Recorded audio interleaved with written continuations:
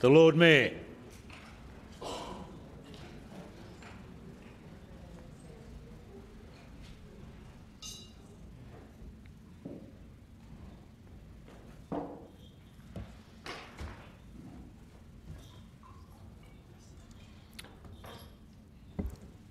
City of Adelaide Council meeting on Tuesday, 11 June 2024. The Lord Mayor is in the chair. This council meeting will be streamed live and recorded for publishing to the internet. Please note that an audio and visual recording is being taken of this meeting. This means that your presence at and any contribution you make to the meeting may be collected, used, disclosed or published publicly by the Council, including transferring outside Australia. Good evening. Council acknowledges that we're meeting on the traditional country of the Kaurna people of the Adelaide Plains and pays respects to elders past and present.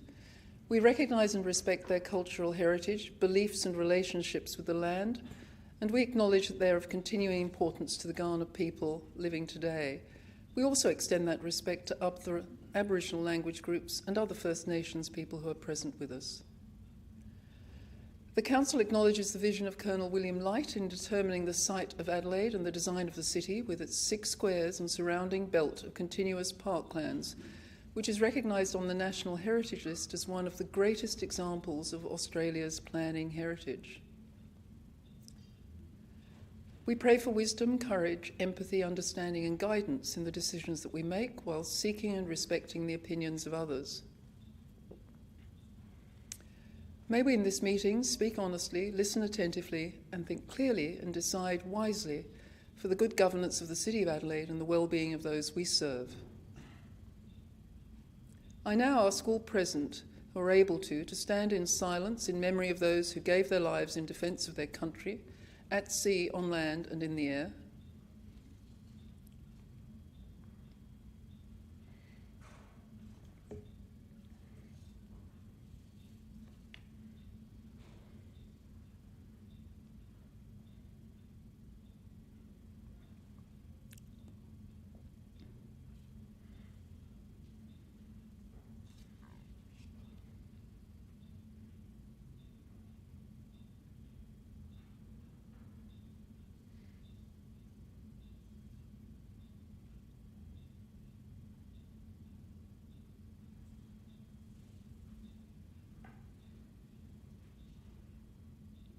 Thank you, members. Please take your seats.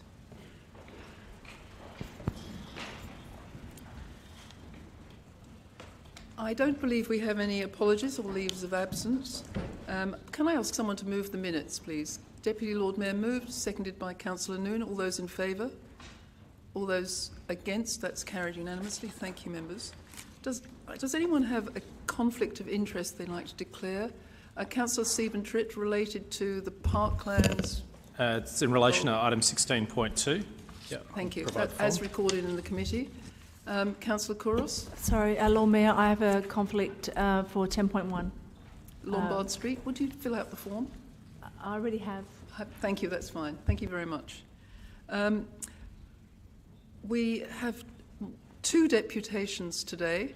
One of them as printed, which relates to a confidential item, and that's Heather Oxenham.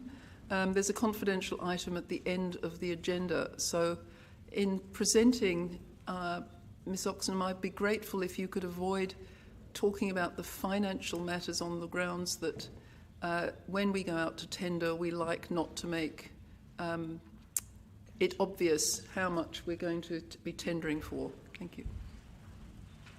Would you like to speak to us, Ms Oxenham? Helen? Oh, Heather, sorry.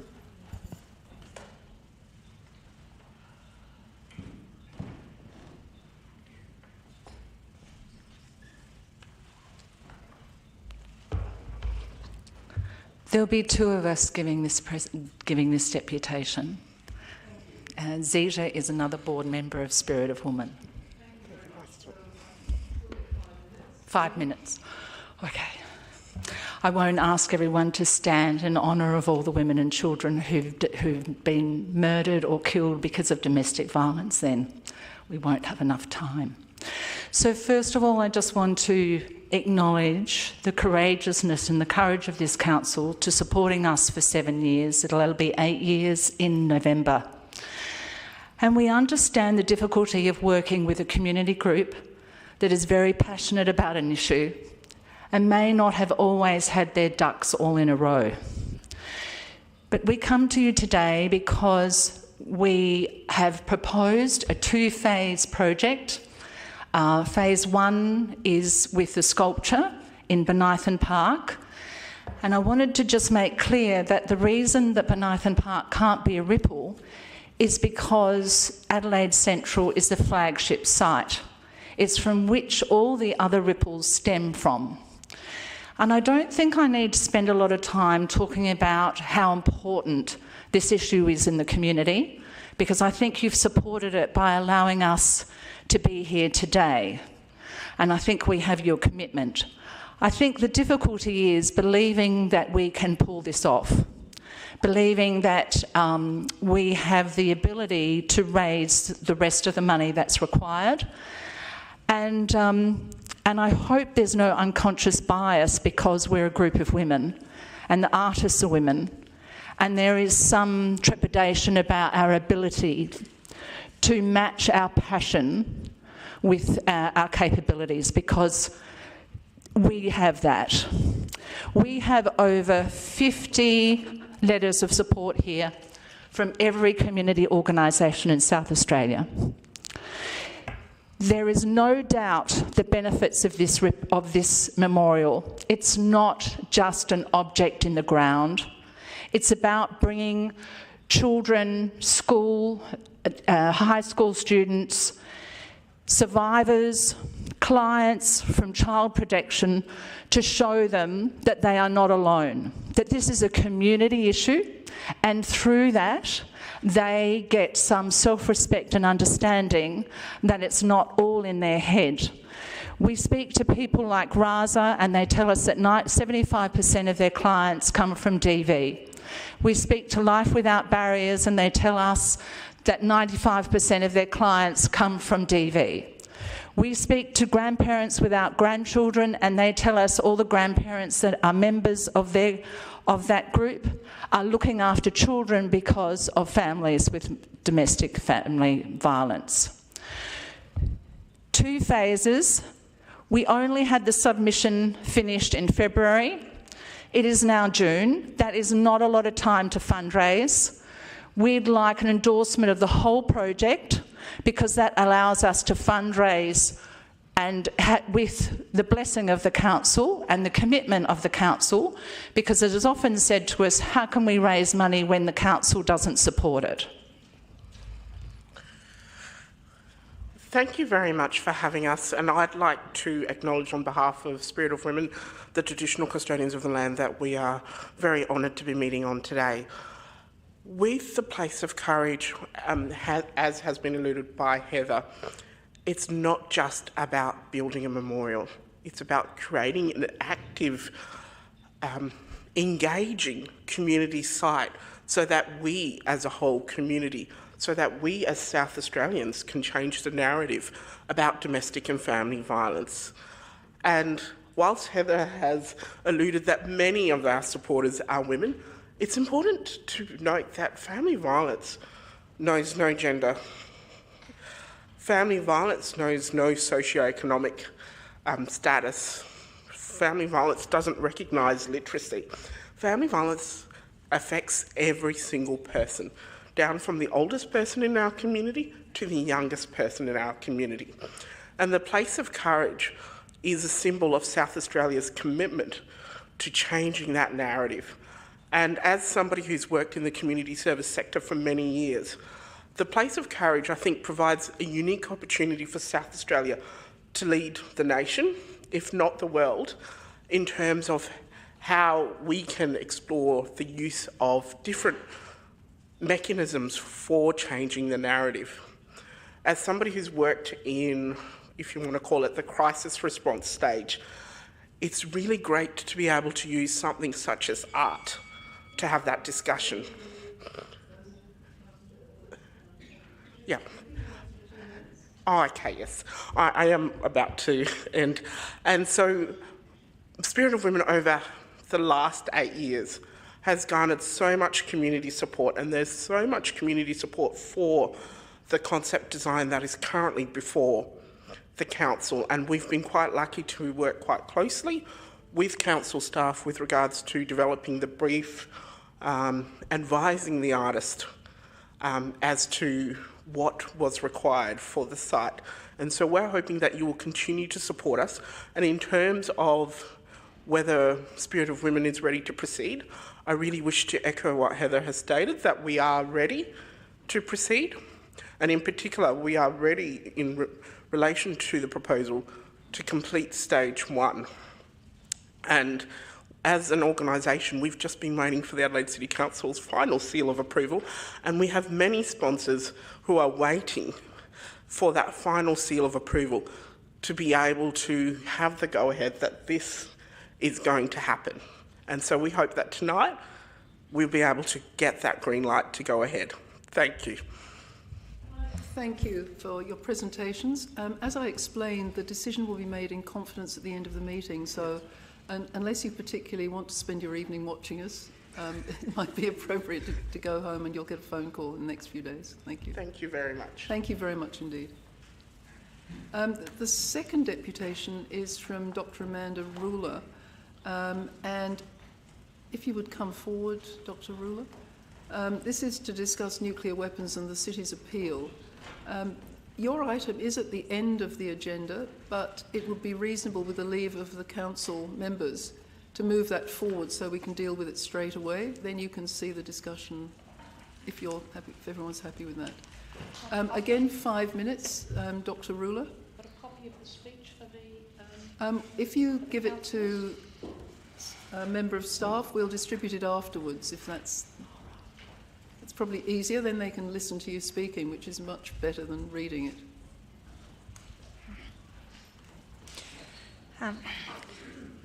Good evening. I'm Dr. Amanda Ruler. I'm National Vice President and South Australian Branch Co-Convener of the Medical Association for Prevention of War. Indigenous people in Australia have been subject to nuclear testing on their unceded land as a result of British nuclear testing conducted at Emu Fields, Maralinga and Montebello. The testing occurred mostly at Maralinga, affecting the Anangu people. Australian authorities did not discover the extent of the contamination at Maralinga until 1984, just before the land was to be returned to its traditional Indigenous owners. More specifically, Britain conducted 12 nuclear test explosions in Australia between 1952 and 1957, and hundreds of minor trials of radioactive and toxic materials for bomb development up to 1963.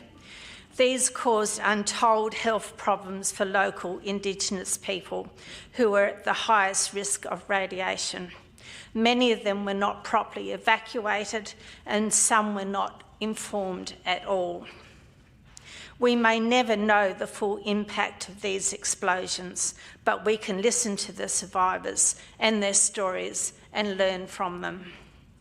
Nuclear weapons were also used twice in World War II, targeting the cities of Hiroshima and Nagasaki in 1945. More than 210,000 civilians died by the end of that year. Many more died and suffered long-term injuries in the years following these blasts. Nuclear weapons available today can be many times more powerful than those used during World War II. The failure of major nuclear powers to disarm has heightened the risk that other countries will acquire nuclear weapons. Increasing world tensions, aggravated by climate change, also greatly add to the risk of nuclear conflict between countries. Furthermore, global power shifts, especially between the USA, China and Russia, have been concerning and made war more likely. Even a limited nuclear exchange would be catastrophic. 9 countries together possess between 12 and 13,000 nuclear weapons today. About 2,000 are kept on hair trigger alert so they can be fired within a few minutes' notice, leaving open the opportunity for accidental mishaps or terrorist attacks. It takes around 10 seconds for the fireball from a nuclear explosion to reach its maximum size. The thermal radiation vaporises everything close to ground zero. The extreme heat ignites fires everywhere close to ground zero and creates a giant firestorm. In this way, a single nuclear bomb detonated over a large city would kill several million people from the initial blast and subsequent fires. The use of 10 or hundreds of nuclear bombs will cause major climate disruption and a decade-long nuclear winter causing widespread famine. Infectious disease epidemics and conflicts over scarce resources would be rife, and that includes basic water. Radiation would transcend borders and generations of people, permanently increasing the risk of cancer, chronic disease and genetic damage. Hospitals and healthcare centres would be completely destroyed, and healthcare workers such as doctors, nurses and paramedics would be mostly killed or injured. Any meaningful humanitarian response to aid the immediate survivors would be impossible. Support from outside the impacted area would be extremely limited due to radiation concerns.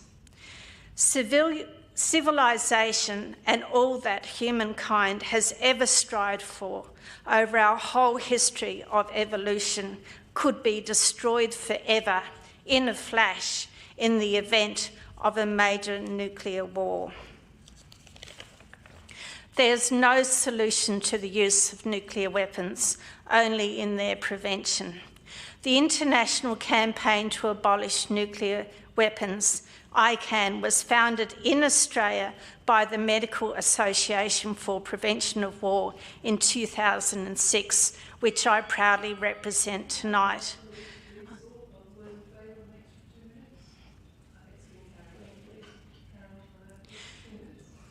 ICAN won the Nobel Peace Prize in 2017 for its work to draw attention to the catastrophic humanitarian consequences of any use of nuclear weapons and for its groundbreaking efforts to achieve a treaty-based prohibition of such weapons. Currently, the treaty has 93 signatories worldwide and 70 state parties have ratified it. All national governments are now invited to sign and ratify this crucial global treaty agreement, which, in short, prohibits the use, production and stockpiling of nuclear weapons and lays the foundations of their total elimination. This treaty also accounts for the remediation of lands and people affected by the imposition of past nuclear exposure and testing. I request the Council to consider endorsing the City's appeal at tonight's Adelaide City Council meeting. Thank you. Thank you very much, Dr. Ruler. I said I'd bring the motion forward, but would you like to take your seats back in the gallery? Thank you. I'm going to seek leave of the Council to bring the item forward, but you would have read in the briefing from the governance staff that we're required in our standing orders, meeting procedures, to deal with the adjourned matter as the beginning of the meeting before we make any other decisions. So we'll just have to, according to the regulations, deal with the Lombard Street upgrade, and then with the leave of the meeting we'll bring forward this motion so those in the gallery can listen to the debate. So can I firstly move on to 10.1, which has... Sorry, Lord Mayor, I would like to declare a conflict. Conflict declared. Councillor Kouros is leaving the room. And I will be leaving the room. And you've been given a list of all those who have spoken, but I can tell you that Councillor Siebentritt, Noon, Ho, Lee, Abrahimzadeh, Giles and the DLM have yet to speak. So, not wishing for the DLM to close the debate, could I suggest if anyone else wants to speak now is the moment. Councillor Abrahimzadeh. Yeah, thank you, Lord Mayor. Lord Mayor, I do have a variation. I was wondering if the mover is willing to take this into account, and that is essentially taking out the words public toilet facilities out of the motion. Afraid we just lost the whole motion. Deleted the whole agenda. Home time. There it is. So I think this was the amendment that Councillor Davis moved last time, but Oh, did you? I didn't get a second there. that I was the only sensitive lost one. as it back to seconder. I'm happy for that to be a variation if the mover is happy to take that on board, but if they're not, Can I ask if Councillor Martin, if you're happy with that? No, Lord Mayor. Thank you. okay. So can I see the second of the amendment? Or are you doing it as an amendment? I'm happy to do it as an amendment, Lord Mayor. Yeah. Thank you. And we have a seconder, Councillor Ho. Thank you. Lord Mayor, I'm happy with this motion, and the reason why I bring this amendment to the chamber is essentially because of the costing that those facilities will bring. I know that we do have public toilet facilities just down the road at the North Adelaide Village. I know we'll have some public facilities in the 88 O'Connell building. I'm happy to be corrected on that if that's not right. But given that we do have those facilities close by, I don't see a reason for us to build the facilities there, considering the significant costs that they will bring. So I'm happy to support the motion, but I just don't think that it's good ratepay investment to go and build something that's just down the road. Councillor Ho, do you wish to speak to the motion? Rights reserved. Does anybody else want to speak on the amendment? If not, then we'll... Oh, Councillor Martin. Yes, look, I wasn't going to speak, Lord Mayor, but I will speak briefly. I regret that we're here debating this again. It could have been resolved last week, but for the collapsing of the quorum. Let me address the comments that have just been made.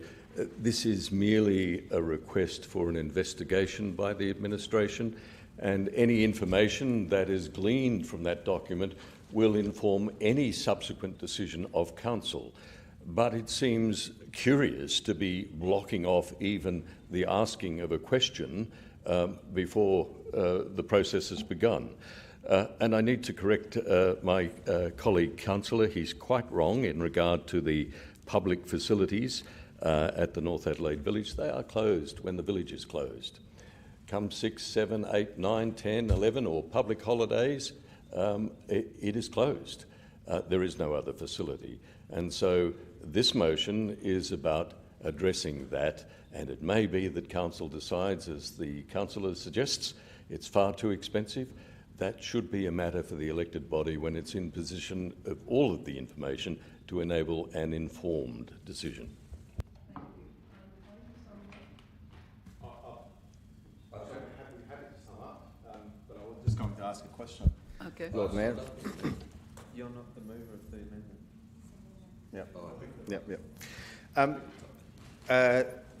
I take that on board, what's just been said, and I was wondering if I'm able to get an approximate figure on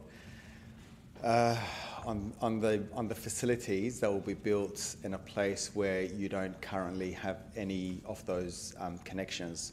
Would we be able to have any approximate? There's a particularly attractive lavatory at the top of Montefiore Hill, which is rather beautiful.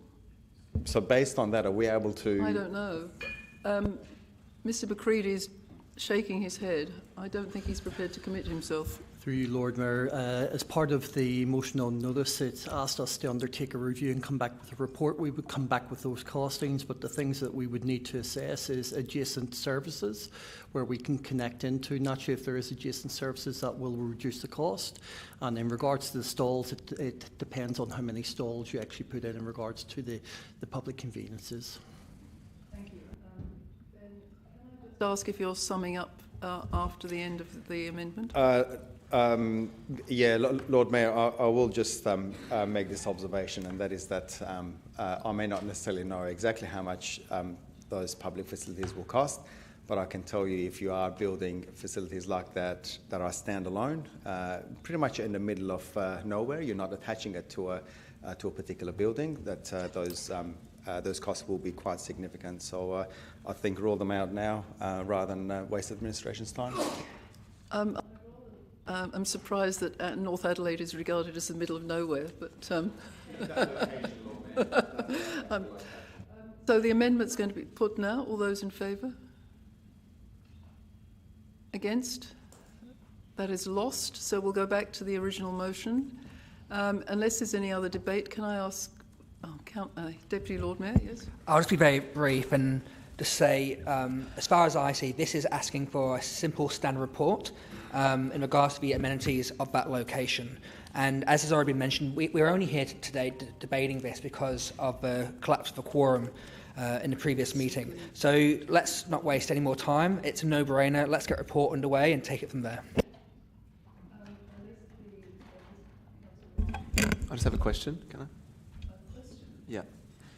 So in order for the administration to fulfil this request and do a study into the demand for the public toilets, analysis of the site, how large it should be, whether disability access and the extent to whether it should be provided, the associated connections on the site, whether the site is suitable in the first place, and whether other convenient locations and whether it has a bang for buck for residents. I think in ventilating how they'll do the report, it's getting very close to speaking again. How long Can will you it get take? to the question? How long will it take for the administration to prepare that report in terms of staff time? And what else could they be doing if it wasn't for this? I can't answer that. It's not available information, Mr McCready. You don't have to ask what else you were doing. Just to assist, this would be part of the review of the main streets in regards to O'Connell Street, so we would join that up to it, so we actually undertake a piece of work which actually probably speed up, but we did say that we'd be coming back in within 24-25. I can't lock that into a month, but I want to make sure we have the relevant details so Council can make an informed decision.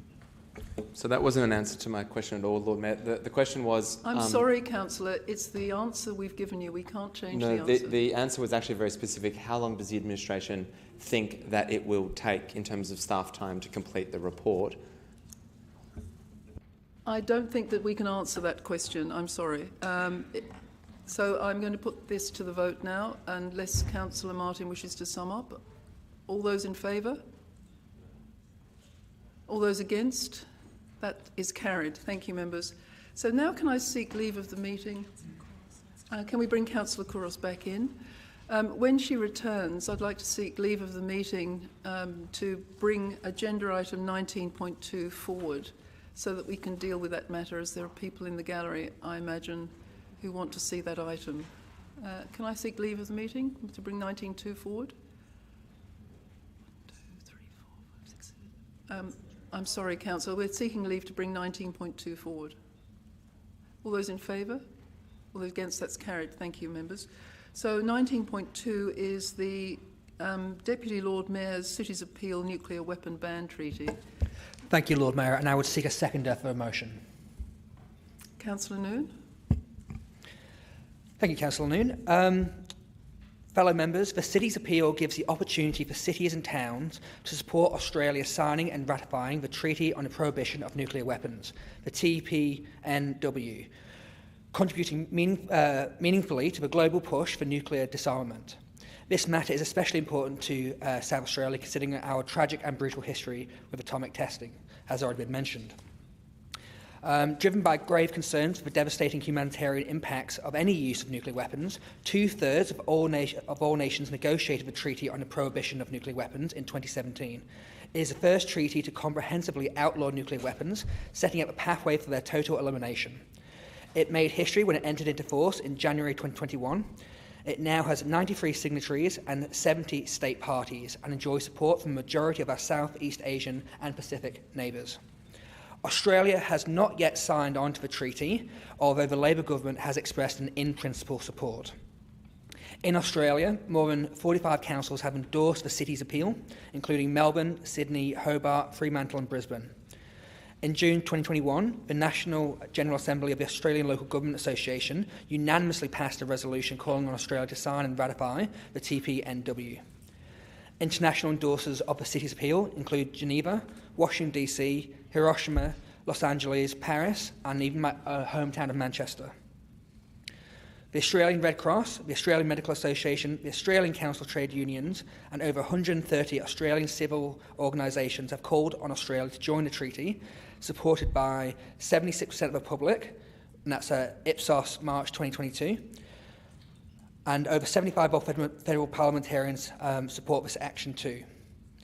I'd like to take this opportunity to thank Dr. Amanda Ruler for her deputation and all of the concerned citizens, both here today and also those who have expressed support via email. Words matter, symbols matter, and I hope tonight that the City of Adelaide can take this small but significant step to ensure Australia gets on the right side of history. Thank you. Only to say that this is, to me, a no-brainer.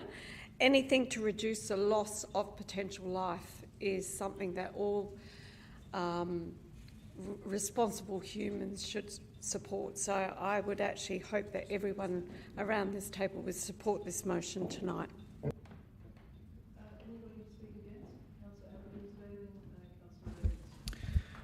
Lord Mayor, can I just start with a question, please?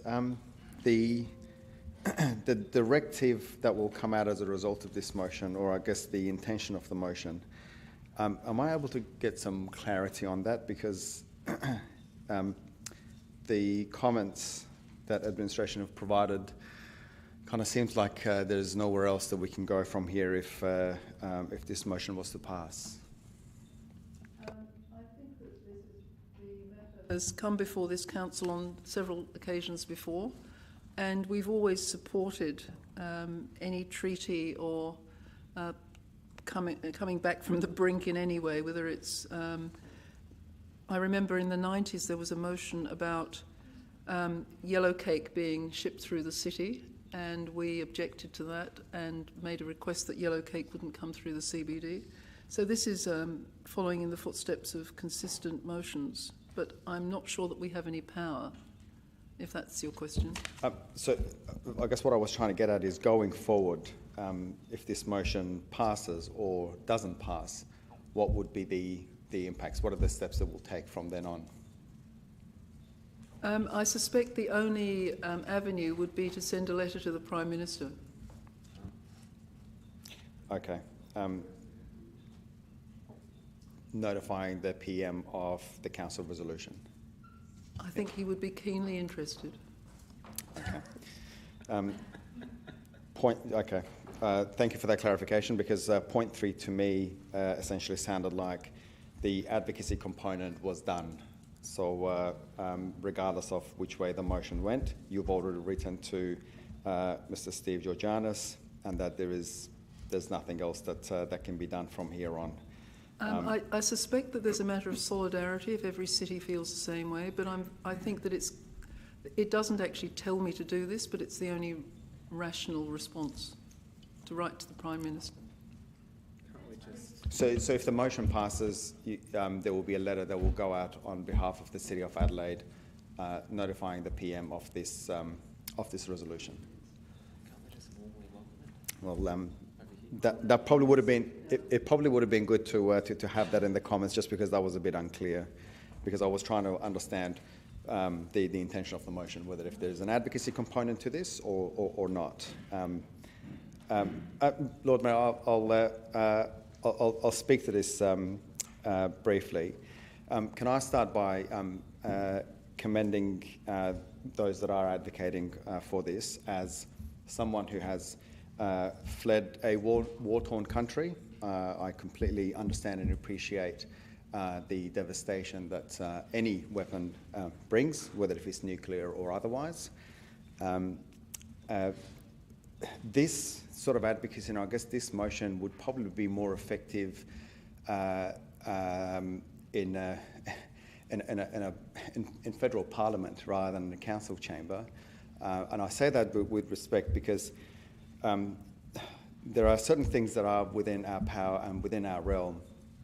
And if there is an advocacy piece then I suggest that 12 letters can be written by every elected member here to the Prime Minister, asking them to endorse what's being asked of us tonight.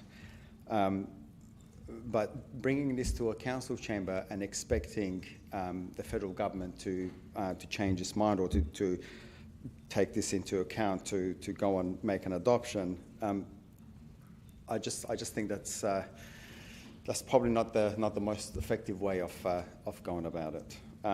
But nevertheless, I commend the group on their work.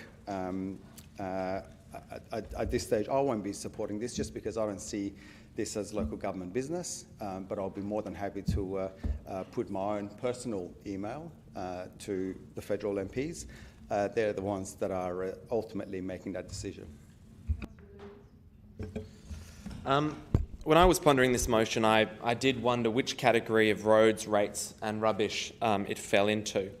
And if it doesn't fall within roads, rates and rubbish, then we really shouldn't be wasting our time on it and we shouldn't be discussing it in this chamber, because that is what this chamber is tasked to do. Now, initially I was dismayed at what Councillor Snape was proposing and I thought that he was wasting council time. But then, to be honest, I had a revelation and he must have completely misunderstood what we meant by rubbish. Clearly this motion fits perfectly into the third category. It's rubbish. I believe it's garbage, and it's an absolute trashiest motion to ever grace these hallowed halls. Please. Meanwhile, the Greens Labor faction is sound asleep at the wheel while we have commercial vacancies skyrocketing within our city. The vacancy rate on Hindley Street has shot up by 4.9%, from 13.2% in the third quarter of 2023 to 18.1% in the first quarter this year. It's no wonder that our businesses are shutting down and they're remaining vacant as people cease to return to our CBD.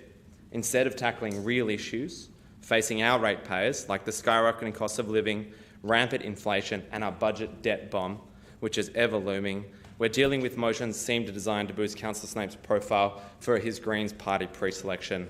I suggest Labor Greens candidates that you should do your job and stop wasting ratepayer money, and we should get rid of these garbage motions.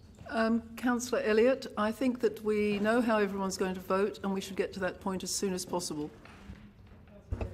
Thank you, Lord Mayor. I'm happy to expedite the process. I think it is worth noting that as part of the preamble to this discussion, it is an in principle support aspect of the federal Labor Party's platform. So there is an indication that giving them confidence that there is the community support behind this is worthwhile. But I will draw the Chamber's attention to the fact that earlier this year we spent actually 2 hours debating a motion that was introduced to the Chamber by Councillor Abrahimzadeh to light up our town hall facade in the colours of the Palestinian flag, which at the time we discussed was a matter for the federal government, not for council. So it was an hour of deputations and an hour of debate. So in terms of is it within our remit? No. But can we have an influence? Yes. And I think that's entirely consistent with motions that we've all gotten behind, that you've moved yourself, Councillor Abrahimzadeh, and I hope that you would be happy to see that this is in the same wheelhouse as that motion. Lord Mayor, can I just provide a personal explanation? If this motion had asked that the town hall would be lit up in certain colours to support a particular cause, then I would be more than happy to support it. As I said, the advocacy piece was missing here for me, so... Councillor Kouros. Thank you, Councillor Abrahimzadeh. I was actually going to mention that myself. That was a directive, that motion that was brought through, and the directive was specifically about what we can do, and that was lighting up our town hall. When I first read this motion, I was just trying to understand exactly what Councillor Abrahimzadeh was trying to ask from administration, is that what is it that this motion is actually asking council to do? And in the end, even though it doesn't specifically say, and maybe the mover of this motion should be more mindful in future when he is writing his motion to actually put in what it is that he's requesting from administration to do, from this council to do. And I am now of understanding that it is a letter that we can only do, only as a way of what we can do through administration to the Prime Minister. I am always there to advocate for the community. This is obviously something that's very important to them. I'm happy to support only because this council has always supported it. It's never been an issue. It's never been something that we haven't done. It's never been something that we haven't talked about. It's never been something that we haven't advocated for. It always has been part of the council's remit to advocate for this. So I will be voting for it because it's part of our advocacy as a council. As it's detailed in administration, it has detailed there that we have done so in the past. But I think it should also be mindful to the mover to understand what the council has done in the past and maybe to reinforce the points, how many times it has been done if he's wanting to continue to go down that path. Councillor Noon?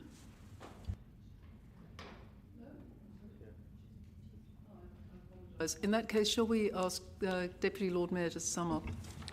Yes, thank you, Lord Mayor, and thank you, Councillor Kouros, as well. I genuinely appreciate your support. You are right. This is something that, as the Lord Mayor's alluded to as well, that the Council has done before. We've taken a strong position on nuclear, both nuclear power, nuclear weapons, yellow cake, what have you. We've taken strong positions. This is a new treaty, or newer treaty, and it's specifically a call to cities' appeal. So I don't understand how a federal government is supposed to advocate on behalf of the City of Adelaide that the City of Adelaide supports for cities' appeal. It is directly linked to what we are as a body and what we are as a city. And I also acknowledge what Councillor Elliott mentioned earlier in regards to councillors who are now critical of this particular motion and its scope and its relevance, having previously made motions of a national and even international scale prior. So it's the opposition to this motion stinks of hypocrisy. Look, I think this is a no-brainer. It shouldn't have taken as much time as it has so far. It should, in my mind, and clearly I was wrong, it should have been a unanimous yes. All right, let's move on to the next thing. But clearly it's a sticking issue.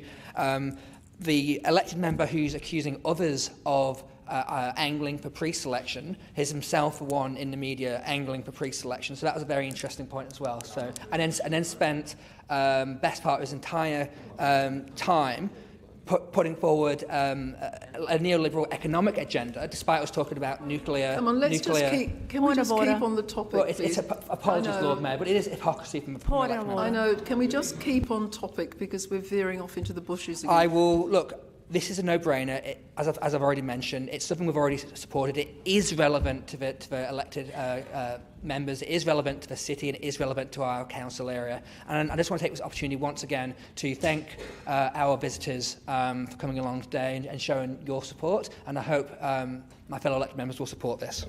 Thank you. Can I put that motion then? All those in favour? Against? That's carried. Thank you, members. Division has been called. Members, a division has been called. Members, a division has been called in relation to item 19.2. Please stand in favour of the motion until your name has been called. Councillor Noon, Councillor Elliott, Councillor Ho, Councillor Kouros, Councillor Lee, Councillor Siebentrip, Councillor Giles, Deputy Lord Mayor and Councillor Martin. Thank you.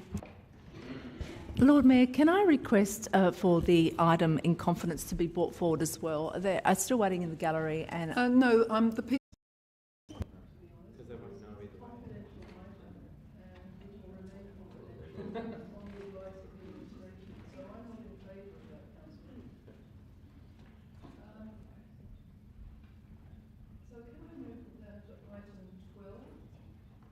And through the presiding member, I need to declare a material interest in the recommendations of the CEO Performance Panel report, and we'll leave the chamber and call upon Mr McCready to support the Lord Mayor and the Council. Thank you very much, Mr Sedgwick.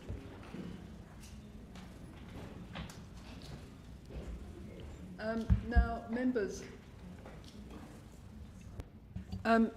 I attend the performance review panel. You'll understand it occurs every quarter, and the third quarter has just passed, and so they met to interrogate the achievement of the KPIs up to the end of the third quarter.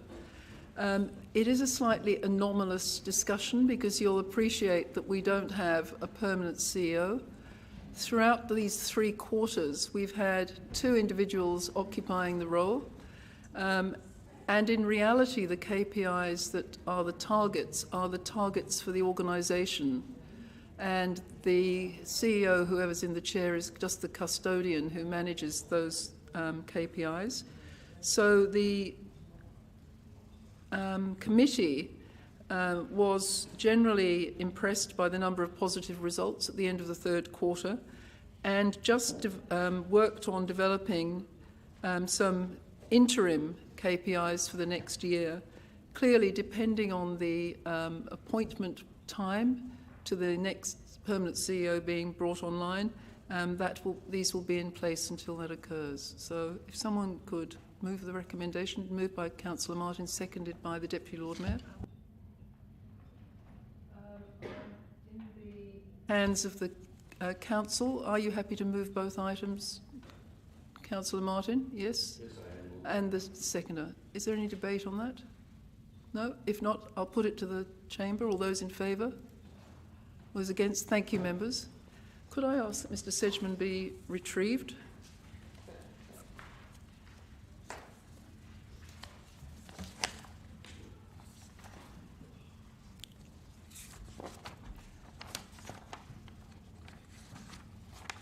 Has someone gone to seek him? I think he clearly didn't expect that to be so quick. I wonder if we should keep an acting... Oh, sorry. I apologise. We were faster than you expected. I'm moving on now to item 13, which is the recommendation of the Special City Finance and Governance Committee. Do we have a mover? Councillor Siebentrit, seconder.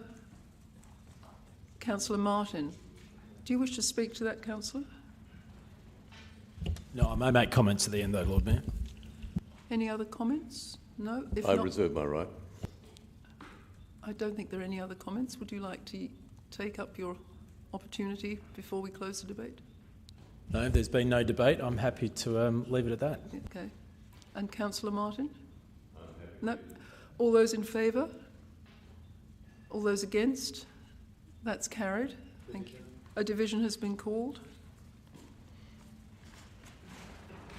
Members, a division has been called in relation to item 14. Sorry. Please stand in favour of the motion until your name has been called. Councillor Noon, Councillor Elliott, Councillor Ho, Councillor Lee, Councillor Siebentrit. Sorry, 13. 13 that was. Councillor Giles, Deputy Lord Mayor and Councillor Martin. Thank you. That was carried, Lord I'm Mayor. sorry about that. That was carried. Next, we're moving to item 14, which is the recommendations of the City Community Services and Culture Committee. Can I ask if someone, moved by Councillor Giles, seconded by the Deputy Lord Mayor, are you happy to take those en bloc? Yes, I am. Is there any debate on that? No? I can hear some low grumbling. I'll reserve my right as mover. Okay, I'm sorry, I could just hear low grumbling, but no actual... Oh, look, I was doing low grumbling. I'm sorry, Lord Mayor. I thought there was a matter, but I'm happy to let it go. Aren't we moving it just en bloc? Aren't we just moving it en bloc? Okay. To the vote, if we're happy to take it en bloc? If we're going to speak to it, do we speak to it individually or are you talking about en bloc? Well, I'm trying to work out if people are prepared to take it en bloc at the moment. I thought we did. Well, we have so far, but I haven't heard any dissent. Can I just ask for some help? Do you want to speak against it, Councillor Kouros? I'm just trying to work out where the meeting's going, Lord Mayor, sorry. Sorry. Unless someone looks towards me and gives me the nod that they wish to speak, I'll put it to the vote. All those in favour? All those against? That's carried en bloc. Thank you, members.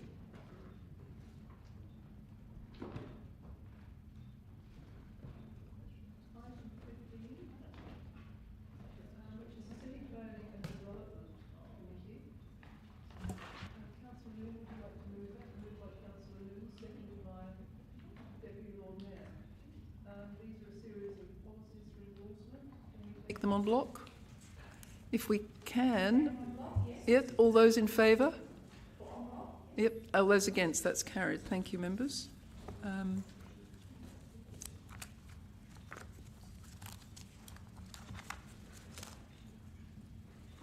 Now we have some reports from the CEO. The first one, 16.1, is the consultation close-off. Do I have a mover for that? Moved by the DLM. Seconded by Councillor Abrahimzadeh. Thank you. Is there any comment on that? No? Do you wish to speak? Yes, Councillor. I will speak to this. I will be voting against this report, only because I have not felt that the consultation was done in the correct way, not with our procedural, but I feel that we went out for consultation on a budget that didn't specifically talk about what the cuts will be. We asked administration to find $3.2 million worth of savings whilst the budget was out for consultation. We received 89 responses from 26,000 ratepayers, 89 responses, but I don't feel that they would have had enough of an opportunity to really have known what the cuts that were going to be implemented with the budget. So in the respect of wanting to be more transparent in future with our consultations, I believe it was the wrong process and we should not have done it that way, and I don't feel that our ratepayers have received the correct business plan and budget out for consultation, as the cuts weren't specifically mentioned at that time of what they were going to be. Thank you, Councillor. Are there any other comments? Councillor Davis? Yeah, I feel that unfortunately it's not the fault of the city residents, but this consultation has been a con pulled on them by this council, saying that we would find funding cuts which weren't set out what they would be. We essentially lied to our community about what the budget contained. That's a harsh word. I don't think that anybody lied. All right, we failed to properly inform our community about what our actual budget would be, and the cuts to AIDA following that, I think, were absolutely outrageous. I think our business community would be outraged at the subsequent cuts to AIDA and the lack of investment in this city going forward. I also think that not going out with a long-term financial plan and not highlighting the huge debt which has been foreshadowed for this council is completely reprehensible. So in this consultation, I don't think that our city residents and ratepayers have had any opportunity to really criticise this budget, to have an informed view. This was highlighted to this Greens Labor faction when it originally went out, that we should not be going out with a half-baked budget and we should not be going out with mystical savings that would come from somewhere. Now we're in a position where it was described as perhaps courageous to reduce or go back to what should actually be our interest rate increase. And I also think it's completely reprehensible that we haven't been honest with the required rate increase that we're going to have to be charging our ratepayers as a result of the increased spending of some $20 million by this council, and then another $50 million the year after, and then it continues to rise from there. So I'm incredibly disappointed by this. There's no plight on the ratepayers. They've done their job to give us the consultation, but I just feel that they've been completely conned by this dominant faction as a result of the upcoming by-election. Regrettably, it doesn't matter how many times you repeat a thing, it doesn't make it true. This was not a consultation on the long-term financial plan, which we have in place and is not required to be modified until after we've settled the budget. It's a misrepresentation of that position, and I think it's insulting to the administration to say that they were party to lies going through the system. I did not insult the administration. I insulted this council. Thank you, Lord Mayor. It is interesting in a forum here where we are focusing on roads, rates and rubbish for the goodwill and the benefit of residents and businesses, that we spend so much time seeming to reflect on how to grab a headline in relation to what are clearly broader political aspirations of whoever it might be from across the chamber. There's one item in particular that was just mentioned by my esteemed colleague here, Councillor Davis, that I Lord Mayor, I'm just not able to let pass by as Chair of the Finance and Governance Committee, because we've heard a number of times, and I've heard it in various media outlets, around the long-term financial plan. We've been told very clearly by our administration where the long-term financial plan is up to. It's clear as day. We have a long-term financial plan. There are 2 years of data that have been updated recently, and we're about to go into a long-term financial planning process. There are a number of assumptions in that long-term financial plan, which very transparently we've been advised we need to revisit and reassess. So to continue to come back and criticise that we've been through this process without the long-term financial plan being updated, it's just absolutely farcical. And I know the only reason it's being repeated is in the hope that it continues to appear in headlines, which is not where it belongs. It belongs in the rubbish. Thank you for that comment. I will ask if there are any other comments about this, or otherwise I'll put it to the vote. Would anybody like to sum up? Councillor Giles, were you? The Deputy Lord Mayor moved it, I think. Yeah, can I speak in debate? Yes, please do. I just want to draw attention to the irresponsibility of doing a range of things by some members of this council. Our job, probably our biggest job, apart from the strategic plan, is looking at the budget each year, and yet there are members of this council who have clearly got no plan about what the budget should be. They don't agree with any rate rise. They don't agree with any cuts. They don't attend meetings. They provide no alternative in debates, and then they just vote against something. So that's not a responsible way to manage a budget of a council. We've been through processes and provide masses of opportunity for people to be able to come up with alternative ideas, alternative plans. And I just can't see the logic of how you can say that we don't want a rate rise, but we also don't want to cut anything, because one thing leads to another. So I just think it's a bit rich where people have gone through this whole process and are now voting against a budget. Lord Mayor, I think we should be speaking to the item. The item's about a consultation, not about the people's thoughts on the budget. The issues that have been raised, and there's been some misleading comments, so I think it's reasonable to argue against those. Deputy Lord Mayor, do you want to sum up? Just briefly, Lord Mayor, to echo the comments of Councillor Giles and Councillor Stephen-Tritt, if you disagree with what's been proposed, then the best way to do so is to participate in the process. And we have had a failure through this process of some members to fully participate in the process. I regret that, not least that it's then led to misrepresentations of the circumstances. A long-term financial plan will be drawn up. Our CEO has explained that for some time. To extrapolate a part-complete document in the manner that it has been is reprehensible, and moreover it's unfair on our ratepayers that such misinformation is put out there. I think the consultation has been effective. Moreover, I think the vast majority of our ratepayers have expressed some pleasure that the increase is of a scale that is manageable, 5.9%. It could have been 30%. It could have been 7%, or somewhere around about that, as Councillor Couros proposed. Lord Mayor... Excuse me, Lord Mayor, point of clarification. I was more talking about the consultation rather than any of the proposals, and I think the Speaker is veering off the item that should be before us. I'm ruling that he's speaking rationally at the moment. Very rational. I'm speaking very rationally. Thank you, Lord Mayor.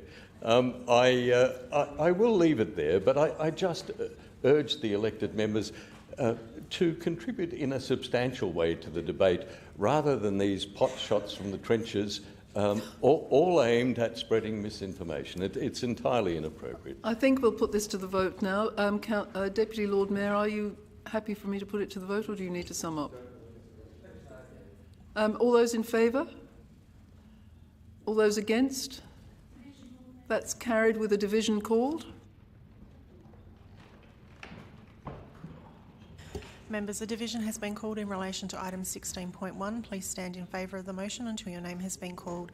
Councillor Noon, Councillor Elliott, Councillor Lee, Councillor Stephen-Tritt, Councillor Giles, Deputy Lord Mayor, Councillor Martin and Councillor Abraham Zadeh. Thank you. Thank you. That was carried. I'm now moving on to item 17, which is my report. Sorry? Oh, I'm sorry. I was getting excited. I was 16.2, I apologise. This is the community infrastructure grants revisited. We deferred this matter at the committee to be deferred to council for a decision. So we have here the community impact grants, which are part of this item. Infrastructure grants, which is part of this item to be redecided in terms of the new information that's come forward. Councillor Abrahimzadeh? Moved. Seconded. Councillor Giles, is there any debate, or does Councillor Martin? Yes, I'd like to ask the administration, have we ascertained whether the alternative plan for CBC is satisfactory to them? That's Mr. Ilya Rudis.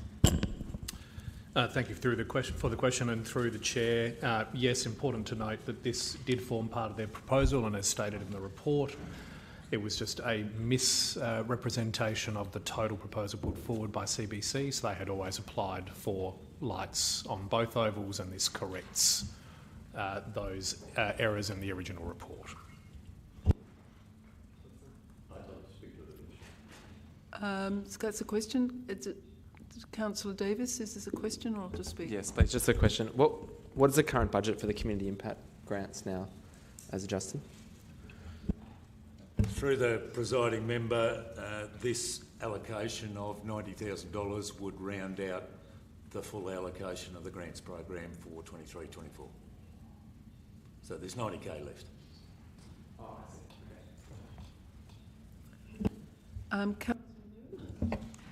I'm curious to know how much do these two schools receive in rate rebates annually from the City of Adelaide? I'm not sure that we can answer that off the top of our heads, but clearly both schools are on council land, one of them on the parklands and one of them in the city. Both of them have ovals, which also take up space for which they pay lease amounts, but I'm afraid I can't help you. I'm aware that in a report that I read that government schools receive up to 75% rebate.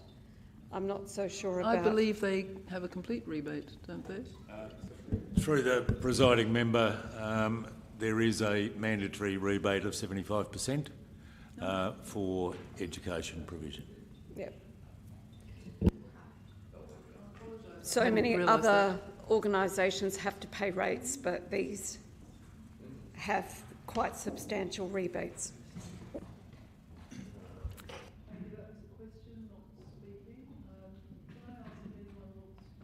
Speak on the matter. Councillor Martin. Look, yes, I do want to speak to it, Lord Mayor. I do see that a mistake was made and conceded by the administration, but the alternative project is double the cost of the one that was proposed. But nevertheless, I think we do have a problem with the guidelines, which obviously I and everybody else in this room approved. And I would like to, and I'll make it the subject of a separate motion on notice, I would like to review those guidelines, because I think if we're going to write contracts that say, as we seem to do, that this pitch or that field or whatever, these lights or that fencing, that gate or whatever, is infrastructure that is the responsibility of the lessee, then we ought not, through a separate process, be overruling and overturning that by providing funds through the community impact infrastructure grants. And then again, there is the matter of parklands. Should that in fact be a matter for parklands expenditure? I think we do need to have a policy that is clear about that, not least because there may well be circumstances in which, as a consequence of this and other examples, many of our parklands lessees might now come forward and suggest that they too are suitable for these kinds of grants. And then how do you deal with that? Is there to be a separate set of criteria for those, or do we use the existing community impact criteria? I'd suggest there's probably a separate set of criteria. But I will support it on this occasion. Clearly, the applicants have lodged their applications. According to the guidelines, it's almost impossible to refuse them in those circumstances. But I do flag that I think we need to review the way in which we're going about it. So I asked a similar question of the acting CEO, and the guidelines that we approved earlier on in the agenda were the overarching grants guidelines, but he explained there'd be cascading multiple guidelines for all the specific programs, and that's an opportunity for us to refine them. Did I get that right? Through the presiding member, an item considered on committee recommendations this evening was the overarching funding policy for our grants programs. With that now approved and endorsed by Council, we will progress a fulsome review of all the operating guidelines that relate to our grant programs, and the guidelines for this program won't be any different to the rest. I think we might put that to the vote then. We've said enough on this. All those in favour? All those against? That's carried unanimously. Thank you, members. Sorry? Oh, sorry. I'll take the vote again. I apologise. All those in favour? All those against? Division's called. Members, a division has been called in relation to item 16.2. Please stand in favour of the motion until your name has been called. Councillor Elliott, Councillor Ho, Councillor Kouros, Councillor Lee, Councillor Seaman-Tripp, Councillor Giles, Deputy Lord Mayor, Councillor Martin, Councillor Davis and Councillor Abrahimzadeh. Thank you. Thank you. That's carried. I'll now move on to my report. It's been quite a busy fortnight in the Office of the Lord Mayor. I attended the Ghana Voices launch, as I believe many of you did. This was for an interactive web page that preserves stories handed down from generation to generation of Ghana people and links them to sites and locations in our city and our parklands.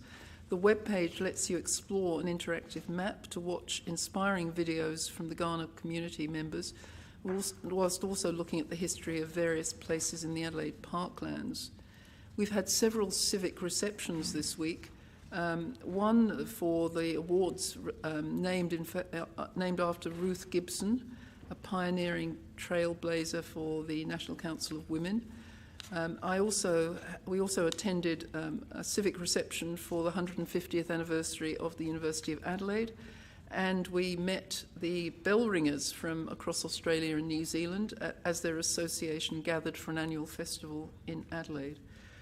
I should say there was some dissent about the quality of our bells, which I found a little shocking. There was some question about whether they were badly balanced and needed grinding and needed reweighting and needed rehanging.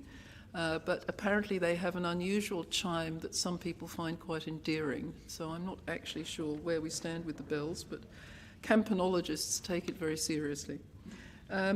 I also attended a series of commemorative events and laid wreaths, firstly for the Aboriginal Veterans Commemorative Memorial Ceremony, and that coincided with NAIDOC Week. Subsequently, I went to the Bomber Command Commemoration Ceremony, which was held on the RAAF site next to the parade ground. And finally, the 80th anniversary of D-Day, which was again chaperoned by and organised by the RAAF. I was surprised, having learned a lot about D-Day, that the RAAF were managing this event, but it turns out that there were almost no soldiers or naval members from Australia as part of the Defence Forces on D-Day, but there were 3,000 RAF flight officers and flight crew. They sustained obviously a very high mortality rate, and it was a very moving ceremony.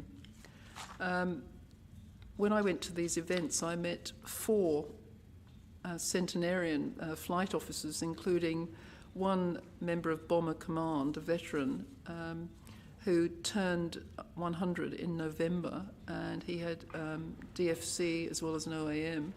He enlisted at the age of 20, flew 32 missions and miraculously survived a parachute escape from a burning plane and survived several months in a Nazi prisoner of war camp.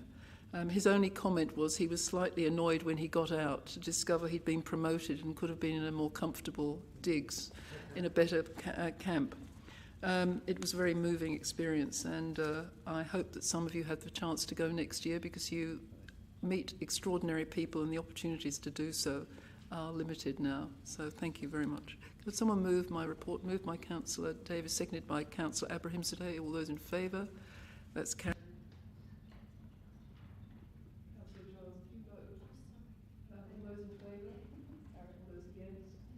Thank you. Now we'll move on to motions on notice. Councillor Ho, 19.1. Would you like to speak to it? Do we have a seconder? Thank you. No, thank you, Lord Mayor. I'm sorry, members. I'm going to withdraw the motion for tonight. I think the timing is not right. I'd rather bring it back to the chamber by the end of the year, when it's only a couple of months ahead of the state budget. Thank you. So we withdraw the motion. Thank you for that.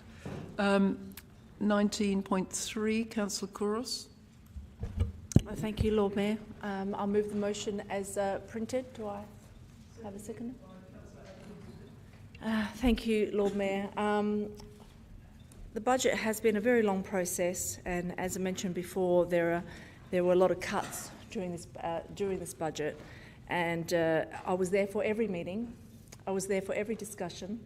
I was there for every Councillor, debate. no one's suggesting you weren't. You were a very... it was implied, Lord Mayor. No, Councillor, I think that there was no suggestion. I just want to be sure that that was clear, because my name was thrown out in there. But I just want to be very clear that I was there through every budget discussion and every debate. And one of the discussions was removing the commercial events fund from the budget. The AIDA budget, which is set by Council, is only 4% of the economic activity that we bring to the city. That's the investment that it brings for the 80% of our ratepayers that are made up of commercial in the City of Adelaide. If our businesses are not doing well, if our commercial sector is not doing well, we are not doing well. If we're not bringing people into this city, if we're not creating vibrancy, we will be losing as a city. So I just want to bring forward, just want you to think about that, because with that, what it will bring, if we take away the commercial events fund, it will take away the Laneway Festival, it will take away the Asian Street Food Festival, it will take away the gathered markets in the mall, it will take away the Ebenezer Night Market, it will take away the Holy Festival, the Indian Festival, it would take away the summer seasons at Varden, it would take away the Cranker, which is would be in September this year. It would take away the Cheese Fest. It would take away Mary's in the Park. These are small little festivals that bring in such a vast amount of people into the city. We cannot not have this as part of our funding. We need to have it included. We need to have it as part of the festivals and the events that we need to bring foot traffic into the city.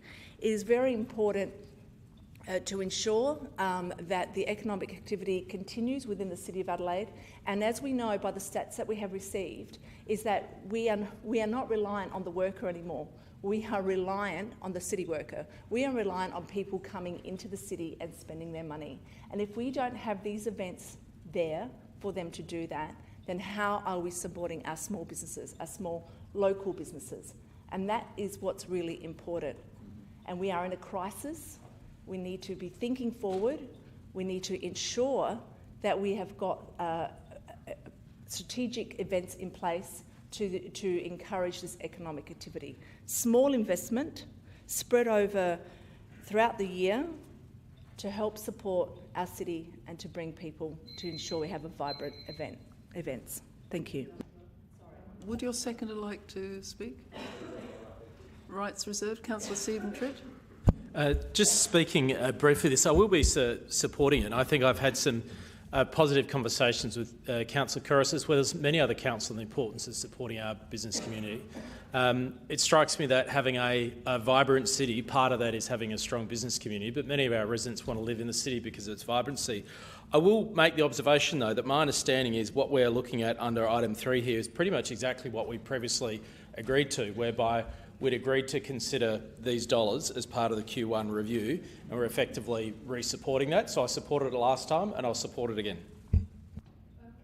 Ask the CEO for a subtle interpretation of the budget, because if we move to approve, does that mean we end up with an unbalanced budget and have to designate cuts, whereas the subtle wording of the original motion was prioritise, which left it a little more open to interpretation?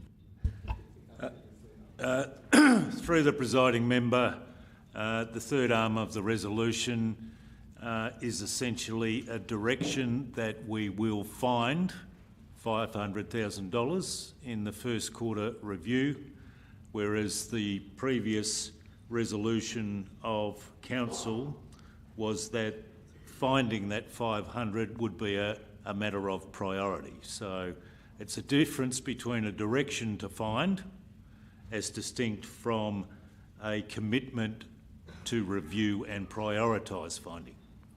There's quite a difference. And so the issue is that we'd have to find more cuts. Yes, thank you, Lord Mayor. I'd like to propose an amendment to the motion, and I will be guided by the administration, but I would have thought that the third item, to ensure that it is in sync with the resolution of the 28th of May, should be notes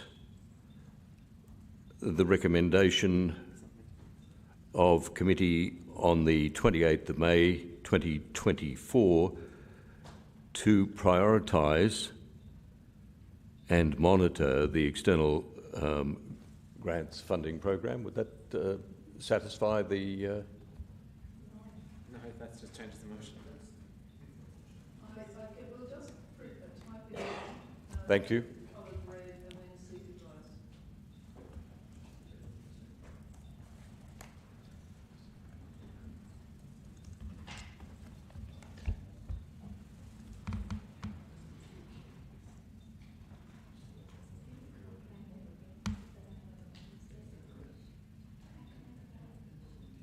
You can't do that.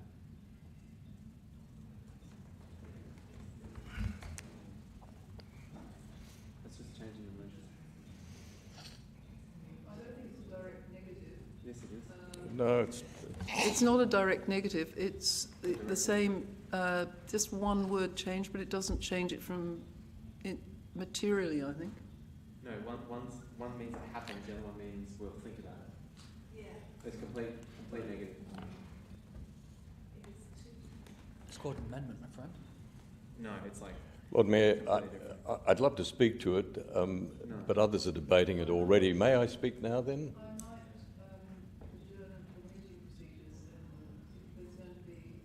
Sure.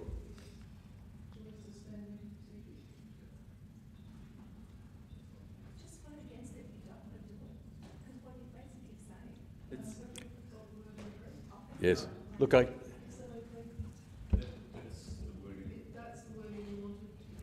me have a look. I'm being interrupted constantly here, Lord Mayor. I can't think. We will go back into formal meeting procedures now. We've got wording. So are we informal or formal? Formal now. I have a point of order.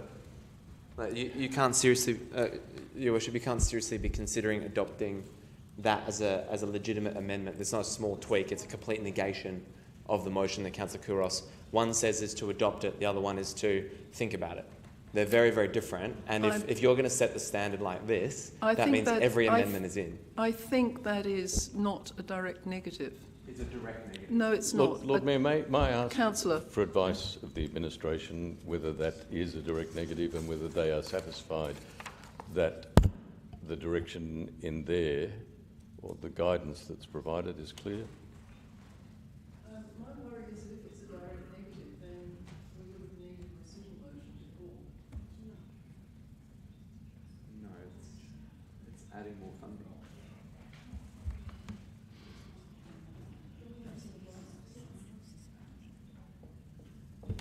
Through the presiding member, I don't propose to enter the debate. What I've already pointed out to the council, that there is a significant subtlety in terms of the motion as proposed and the resolution of council on the 28th of May. What I've sought to do is simply assist Councillor Martin in accommodating the intent of his amendment. But what's the impact of the subtlety? What is the difference between the administration having to find $500,000 and this subtlety? Point of order. This is no longer a point of order. It is a point of order. Thank you. No, it's a point of order. Through the presiding member, I've already responded to the question. The commitment through the resolution of council on the 28th of May was to prioritise the finding of the 500,000. The original motion put by Councillor Kouros directs the administration to find 500,000. Correct. So there's a difference. Yeah, look, thank you, Lord Mayor. Look, I do understand what's being proposed here, and there is a subtlety in this. But who was the seconder, by the way? Councillor Giles, sorry. Thank you. I apologise. On the 28th of May, the council recognised that there was an issue associated with the commercial events and sponsorship program. There's no question about that. And so it resolved, we're only talking 2 weeks ago, we resolved, one, the reinstatement of the AIDA commercial events and sponsorship program, it's in the papers here, 500,000 in brackets, be reallocated to strategic partnerships, 175k, and events and festival sponsorship, 325,000k. That was resolved. And then we resolved, in recognition of the points that were made by Councillor Kouros and others, that notes that funding allocations to support external grant funding programs will be monitored by administration over the first quarter of 24-25 and prioritised for review as part of the QF1 business plan and review. And as the administration says, recommendation 2.3 followed discussion with the AIDA chair, who supported direction of funding for the commercial events and sponsorship program to strategic partnerships and events and festival sponsorship, where AIDA believes the impact from these programs would be more positive.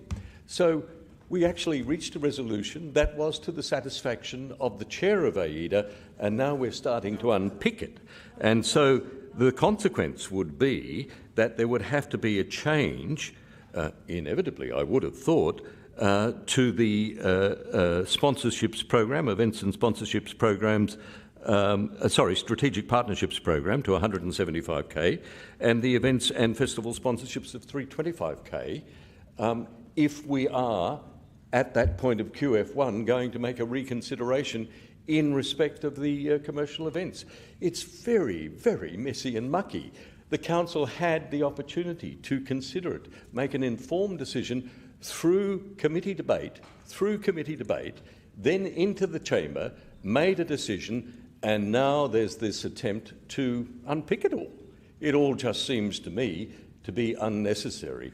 But moreover, and significantly, what I'm concerned about is that it then suggests to the administration there's going to be a problem in QF1, it is going to have to be found, and there will have to be cuts. Now, I thought we all understood what had been going on through the budget process, and that is that the administration had gone that extra yard for us already and found $10 million in savings in the coming financial year. And now the effect of Councillor Kouros's motion would have been to try and get a bit of blood out of the stone. Now, I've lived through this before. I know what happens when you start to get blood out of a stone. The services are starting to be cut. The streets aren't as clean. The flower beds aren't as they are or should be. May I just have a moment Leave more? sought. I think we might not have achieved leave. Only 4 people. Now, can you sit down, please? We're just resolving leave. Leave has been sought. Are we in favour of extending time? Put some pressure. I think that was only 5 people. No. Insufficient. So it's insufficient? Sorry. 6? Does 6. that count? 6 out of 11? That's not 2/3. Sorry, having a mathematical check. Oh, I'm sorry. Could we take it again? 1, 2, 3, 4, 5, 6, 7. That's it. Thank you, Lord Mayor. Look, there's not much more to say. The council made a decision. It was clear-cut. In the habit that seems to come from certain parts of the room, there's a constant attempt to unpick what were sound decisions of council to proceed in a fashion that would allow the consideration of those qualms that people had in a manner that was outlined by the resolution. I'd simply ask people not to unpick that. This provides the strength again to the resolution of the 28th. It provides the funding that is approved by the AIDA chair to the 2 separate budget categories. Well, that's not true. They didn't approve. Councillor Davis is calling the administration out on this, and that's exactly what they've said here. They've said that here. Apologies, Lord Mayor. We're getting interruptions from Councillor Davis and Councillor Curran. Don't Cannot hear the engage in speaker. tittle-tattle across the table, please. I was party to that conversation, so I can confirm it. Thank you, Lord Mayor. You can confirm that it was a... Look, Lord Mayor, I'm reluctant to do this. Regulation 29 requires people to cease interruptions of elected members at the risk of being removed from the Point chamber. of clarification, you just mentioned that you had the discussion with the chair and I asked you if it was in writing. Lord That's Mayor, all this I need was to done know. as I was speaking. May I move Regulation 29, please? I think Councillor Kouros's constant interruptions are disturbing the normal workings of the chamber. I think that there are several people disturbing the workings of this chamber, but we will proceed for a vote.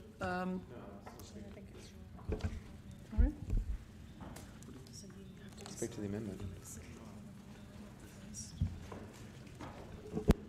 I'm prepared to ask Councillor Kouros not to keep interrupting, and we will move on with this debate. Thank you. Councillor Martin, please carry on. We won't accept that at the moment. Well, with that assurance, Lord Mayor, I will speak. Lord Mayor, you spoke to the chair. You have a clear understanding of what they wish to happen. We have facilitated that, and moreover, to address the concerns of Councillor Kouros and Councillor Davis and others, we have undertaken to prioritise a review of that commercial event sponsorship in QF1. At that time, it's appropriate. Now is simply a matter of unpicking the budget in a way that makes us look foolish. Thank you. So we will now see. Can we just work out if the motion, the amendment, had a seconder? It was Councillor Giles. Do you want to speak, Councillor? I reserve my right. Okay. Councillor Kouros. Thank you, Lord Mayor. I think the theatre in this place sometimes astounds me because we can weave a story, but we're not telling it in the full truth. And the full truth is that the directive that this council gave to administration is to find the savings from the specific budget, which that was in turn was asked for each executive to find a certain amount of savings from their portfolio. I don't think we've gone through line by line. I think it was about a chunk, to work quickly to find a chunk of savings out of the budget. With that, the chair, which I am appalled that that was actually mentioned in the comments from administration in the recommendation, the chair of AIDA was put under pressure about which part of the budget do you think she would give up. Now, that was not. I think it was detailed in one of our meetings, which you weren't there, Councillor Martin, in which it was detailed where I don't know actually. Don't make a direct assumption. Can you just speak to the amendment, Councillor? That no, because it's in the recommendation, Lord Mayor, about the chair actually being in support of it, where it was detailed in the committee meeting that the chair had no choice. So it was a directive that it was imposed by this administration to find the savings that was required from the pressure from this council giving to administration. And this pressure is now mounted onto all of those people that are listed in the commercial events, where they need certainty that they have this budget, not maybe if, not we'll think about it, not we may find it, not any of that. They need to know exactly that that money is in their budget to be able to put their proposals to council to receive this funding again. What we're doing is smoke, screen and mirrors. What Councillor Martin just described just right now was saying, well, we're doing the right thing and we're going about it the right way, but we're not giving you certainty, but we're sort of giving you certainty. We are going to commit to you, but we're not really going to commit to you. It's there in the wording, in the little fine print. If you read it right below, you may get your money. You may be able to ignite some activation in the city. You may be able to support this events in the City of Adelaide. You may, because we've directed to council the possibility of maybe including it into Q1. But yeah, you can sit at the edge of your seat and maybe get this money, and you might get half of it. It might be 200, it might be 100, and then administration will have the job to sort through which of these we will have and which of these we won't have. So I think that that's appalling. And if we're talking about being disrespectful, that is being disrespectful. Thank you, Councillor. I don't think we were talking about being disrespectful, but I think we just need to call it now. Councillor Martin, were you summing up? No, everyone else wants to speak to it, Lord Mayor. Councillor Giles first. I seconded this motion because we've got a spotlight on this particular line of commercial events and sponsorship program under AIDA, but as Councillor Couros clearly pointed out, every part of the council was asked to look at how they could cut, and we don't have in front of us how everyone else managed to reduce their budgets over this period of time when we asked for the rate rise to not be as significant for our ratepayers. So it's crucial, I believe, that we bring it in the back in the context of Q1 business plan and budget review, because we don't have the context here in front of us. We only have a proposal in the original motion to include an additional $500,000 into a budget that's finely balanced, and everyone else has taken a sacrifice. I mean, if we don't move the motion as amended, support the amendment, then we will need to determine whether or not we cut money for climate change, or whether we cut money for the parkland buildings that we've allocated, whether we cut the community service and homelessness area, whether footpaths are not going to be properly maintained, whether we reduce the Main Street funding. All of those decisions are part of this proposal. You can't just chuck an additional $500,000 into a budget and not expect it to have an impact somewhere else. And so I urge Council to support the amendment, because it will allow us to look at it as a whole rather than just one program, which any of us could move at any time, just chucking our favourite program and ask that it be funded to an additional amount. So I urge you to support the amendment. Thank you, Lord Mayor. Lord Mayor, the original motion brought forward by Councillor Couros, in my eyes, provided a degree of certainty. What we have here before us with this amendment is the opposite. It's uncertainty. And when you look at what uncertainty brings, particularly for us as a capital city council, now for the past 6 months we have seen businesses that have shut their doors. Some of the businesses might rely on some of this funding. And I would say that particularly now, given that we are going into winter, and that there is going to be less activity, and that the city is already going to sleep, with uncertainty like this, we won't just be putting the city to sleep, we'll put it into a coma. So I'd be careful if I were you supporting something like this. Yeah, I warn this council that in the coming year, this city will die. We already have Australia's highest vacancy rates, our highest vacancy rates. We should be panicking about that. We also cut the community impact grants for $500,000, and we cut this as well. The reason why you have to cut it, and this presumed pressure, is because you made up money that didn't exist and you hadn't budgeted for a cut from it. And now you have to stick with what you went up to this fake community consultation with originally. The reality is that you're talking about getting blood out of a stone. The stone is bleeding. The City of Adelaide is bleeding. Have a look at the article this morning about the vacancy rates on Hindley Street. Take a walk down Rundle Street and have a look at how full our restaurants are. This type of funding brings people into the city and activates it. A majority of our rates come from our business owners. If you want them to do well, they need customers. And if you want people to come and work in the city, and we want commercial CBD space, there needs to be things that actually attract them and hold them in the city. Otherwise, they'll just work from home. And that was presented to us in the AIDA forum about how important it is to create a vibrant city that all of these things start to echo off each other. Now, you've cut the worst part of the budget. You've cut the most important thing.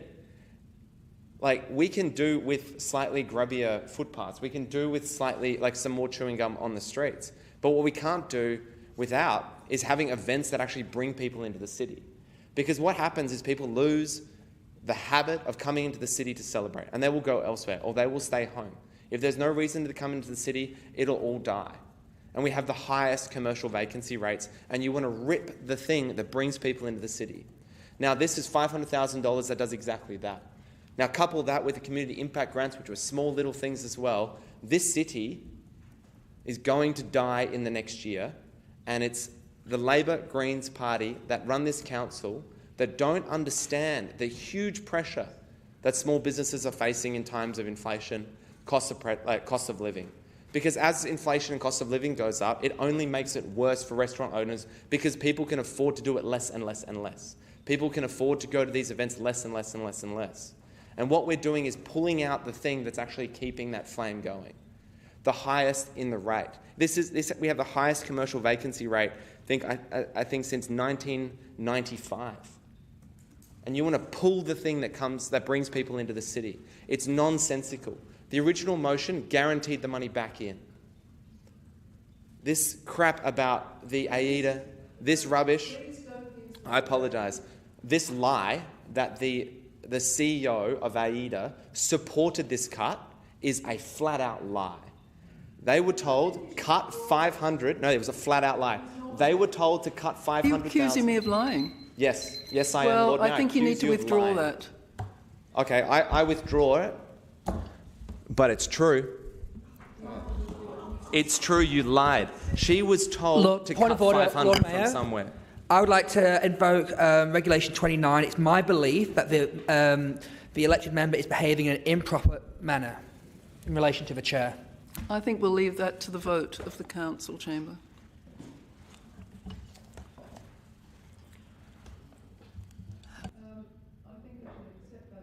Point of order, and I'd ask Councillor Davis to make a personal explanation. The truth is, Lord Mayor, that you've lied about this. The fact is that the AIDA chair was told by a motion from this council to find an extra 1%, to cut a massive amount from our budget, from a very, very small proportion of this budget, and they went through the different departments and said, you need to find this much, you need to find this much, and you need to find this much. Now, the lie that Councillor Martin promulgated was that the AIDA chair was supportive of these cuts and said, I agree that these cuts should go ahead, and they were supportive of them. That is not what the AIDA said. They said that if you have to cut this money and if you have to take it from somewhere, this is where you're going to have to take it from. But under no circumstances was AIDA supporting a reduction in their budget. If anything, in that workshop, they were saying that they wanted to expand their budget. And it's reported in Daily multiple times that they saw that their budget needed to be increased. This is no relevance to the... This is a personal explanation that you're wrong and you lied. I think that we shall ask you to leave the chamber, and we'll ask that It is a shame. I'm naming Councillor Davis in accordance with Regulation 29.4 of the Local Government Regulations 2013, and I ask you to leave the room while this matter is considered at the meeting.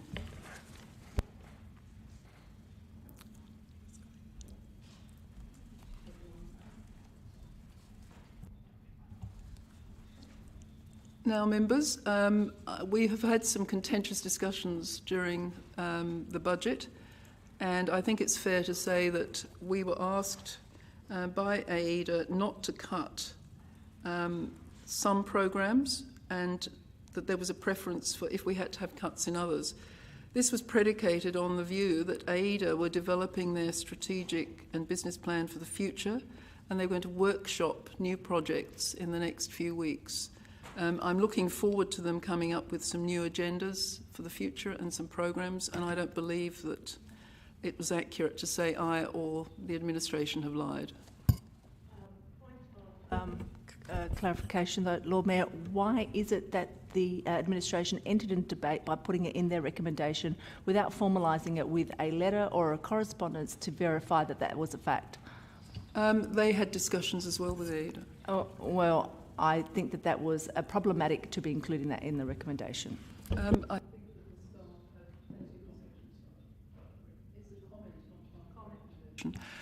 So now I think we have to move into the formal part. Lord Mayor, I just had a question, if I may, just a very brief question. So, in relation to the way this is being framed, and I appreciate the administration's clarification earlier on, the difference in wording between what was previously agreed versus what Councillor Couros had put up. Of the commercial events fund dollars, how much of that is spent post Q1? Because I think that's quite relevant to what we're discussing here. So, how much of the commercial events fund money is spent post Q1? I think we have to deal with Regulation 29 first and not go back into debate because it's confusing enough as it is. So I would like to ask if the mover of the Section 29 can find a seconder. Councillor Martin. So what I would ask is I'll put the motion that the member has breached Regulation 29.4. Can I ask all those who are in favour? Can we speak to it first? I've just put the motion. You should ask if you want to speak to it first before you I don't know that this is open for debate, is it? Okay. I'll take advice and let you speak, Councillor Couros. I think there is, this shows in today's meeting how passionate we are about the city and why I don't agree with calling Hugh a liar, Lord Mayor. That's not why I'm going to be voting against this. What I'm going to, reason why I am going to vote against this is because I think it's dangerous when a recommendation is written in a way that doesn't frame it with anything that backs it up with it being truthful, or in a way that it appears that it was a discussion that we had in committee. It didn't line up with the same discussion as what it was presented in the recommendation. Thank you for your comments, Councillor. Councillor Martin? Yes, Lord Mayor, look, I think Councillor Couros is muddying the water here. We all see comments from the administration. We may agree or disagree, but that is not an excuse to call an elected member a liar. It is unbecoming, it is conduct that is reprehensible, and it is coming from the same person who has, in the past 2 meetings, stormed out of the meeting because of their displeasure with the way in which the meeting is conducted. I find this behaviour is so reprehensible. If it were my call of Regulation 29, I'd be asking for the member to be absent for a couple of meetings.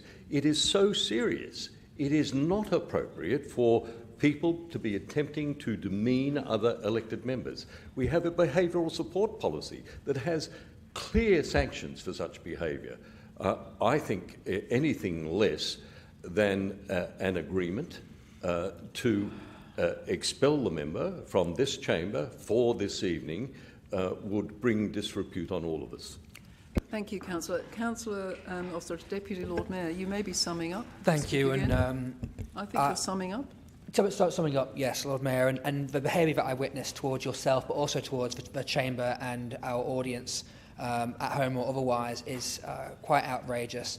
I urge my fellow members to support this. Don't use it as an opportunity to play politics. If you disagree with that behaviour, you need to stand up and vote against that kind of behaviour. I'm certainly not flagging the time or what have you. I think it's a secondary. Should it be supported? I think it's a secondary motion or proposal. But if you find that kind of behaviour appalling, take a stand. Thank you. I'll put the motion then that Councillor Davis has contravened Regulation 29(4) and has been asked to leave the room while we vote on our decision as to whether he has in fact contravened that clause. So all those in favour? All those against? That's carried. I now think we have to ask the councillor to return to the chamber. I'm sorry? Oh, I apologise. We have to decide the part of the clause that has been contravened, whether he has behaved in an improper or disorderly manner, interrupting another member who is speaking, and we further have to resolve the censure.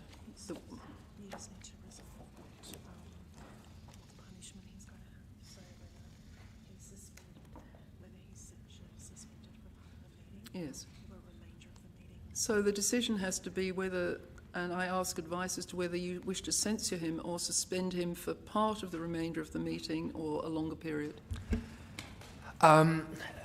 Because he's already packed his bags and gone, I'm going to symbolically suggest that for the rest of the meeting he'd be suspended.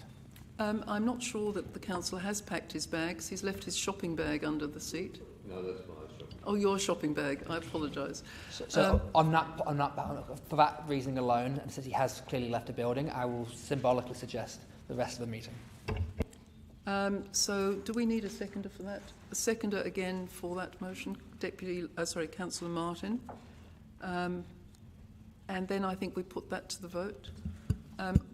Lord Mayor, can I make a comment on that, or are we not open to comment? I think you can make a comment. Okay. I'll make a brief comment. My observation in general is that I've always been in favour of robust debate, and many members will have observed that at times I haven't supported motions like this. But I think at some point there is a line.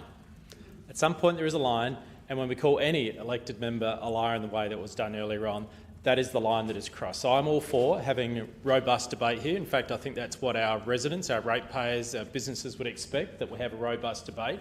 But at some point, there is a line that is crossed, and when there's a line crossed, and I can see nodding heads around this room, when that line is crossed, we do need to make a decision, and that's the only reason I'm supporting it, because I believe the line has been crossed. Thank you. We'll put that to the vote. All those who would support not just a censure but a suspension for the remainder of the meeting. All those in favour? All those against? That's carried. Division. The division has been called.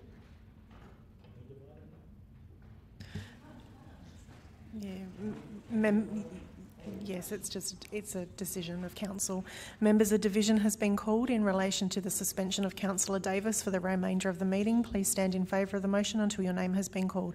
Councillor Noon, Councillor Elliott, Councillor Lee, Councillor Siebentripp, Councillor Giles, Deputy Lord Mayor and Councillor Martin. Thank you. Thank you. I believe that we do have to inform Councillor Davis. Okay.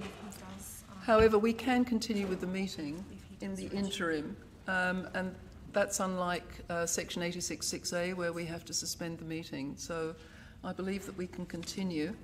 I think we'll reach the point now where we should vote on the amendment of Councillor Martin. May I just sum up briefly? Yes, please sum up.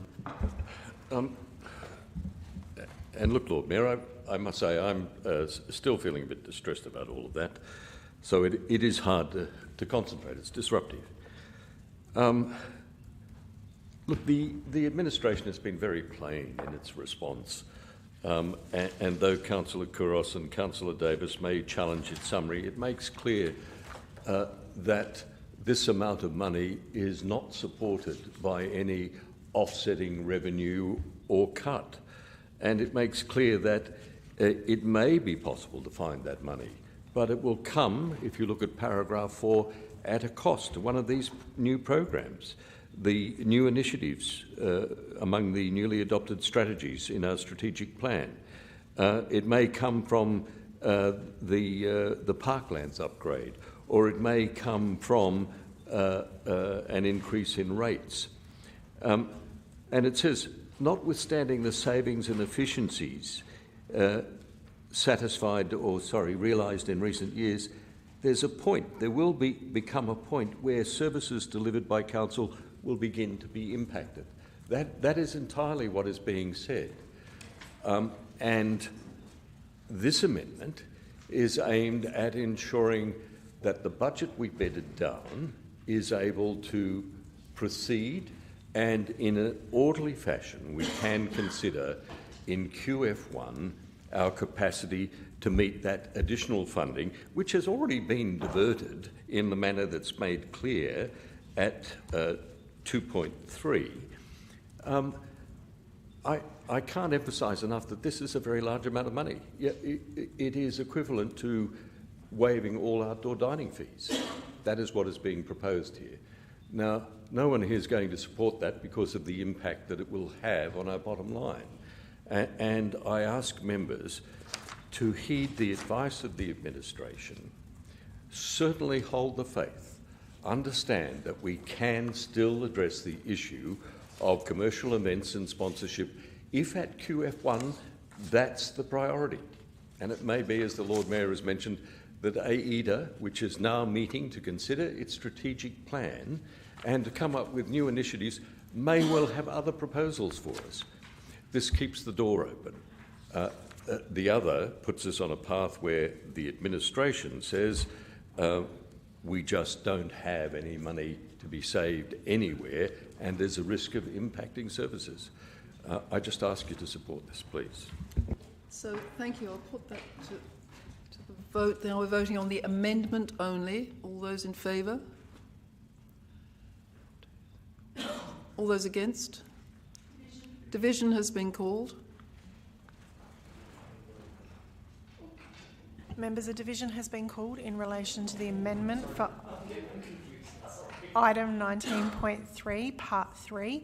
Please stand in favour of the motion until your name has been called. Councillor Noon, Councillor Elliott, Councillor Lee, Councillor Siebentrip, Councillor Giles, Deputy Lord Mayor and Councillor Martin. Thank you.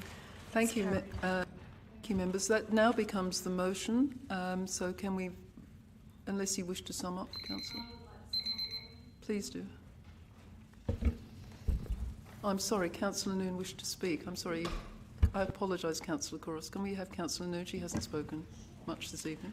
I just want to say that if my fellow councillors had actually read the comments from our ratepayers through the public consultation process, they would have actually read that there was an overwhelming sort of response when it actually came to not increasing rates and keeping it as low as possible.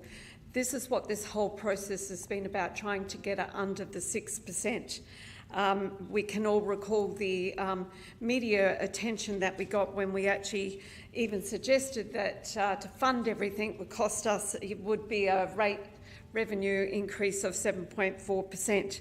So we've worked very, very hard to actually find, everyone's had to compromise. There's been compromise all across the board, and this was, and I absolutely trust exactly what the Lord Mayor said with her negotiations with the AEDA chair, but it was really important to get this inclusion, this 3 in there, because even speaking to the AEDA chair, it was really important to actually have this reviewed at the first quarter budget.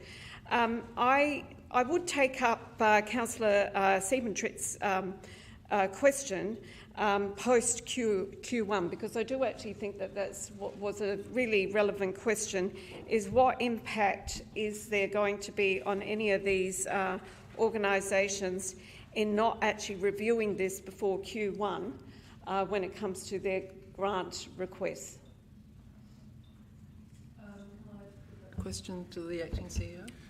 Through the presiding member, while I don't have fulsome information in response to the question. I've certainly had a conversation with the General Manager of AIDA, Mr Rash, and he is of the view that we can get this, if we can get this sorted in Q1, there won't be a significant impact to those that rely on the funding. And that is music to my ears, because it would be great to be able to find this funding for all these organisations. Nobody wants these cuts, but we've all had to compromise to keep the rates low as per what our ratepayers have actually asked us. We are still in budget repair due to the poor decisions of the previous council. So at the end of the day, I very much support this motion. Councillor Martin, I think... Oh, Councillor Couros, I apologise. Thank you, Lord Mayor.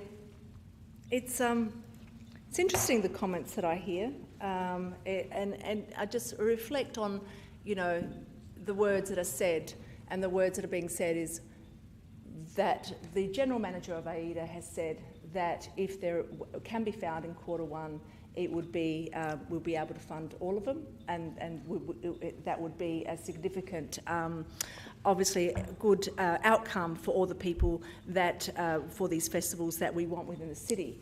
And then it's music to your ears to hear that when it's actually the first motion which I presented, it was actually a directive for that to happen. So wouldn't we be playing better music if we can say to these people that are putting on these festivals that you are definitely going to have this funded, and we're definitely going to be having this within the City of Adelaide, not if maybe if we can find it. In regards to finding the savings, I don't believe that we've gone through the budget line by line. I still believe that we could have found these savings quite easily. I believe, in my view, that the way that we've quickly worked through this budget is that we've asked to find chunks of saving, and through no fault of administration, because of the directive that was given, the pressure that was given to them, to find these $3.2 million of savings right at the last minute. And that pressure meant that you go to the executive and say, right, find me this much in your portfolio.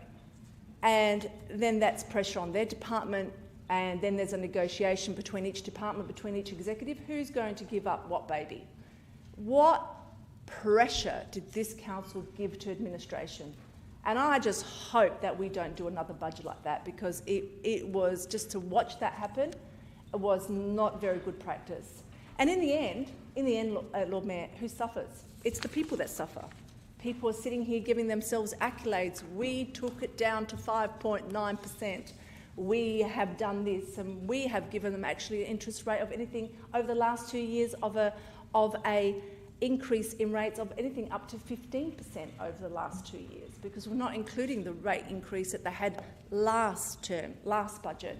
Now they're hit with another rate increase, and now we're talking about taking away the possibility of some very, very well-loved festivals. And then we're talking about businesses that are suffering. We're not putting anything ahead of this city to what we are doing as a council, where most of our rates, our income is made from commercial enterprise. Now, I know that obviously this is not something that will be supported by council, where we're going to be going ahead with this if maybe, and it might happen.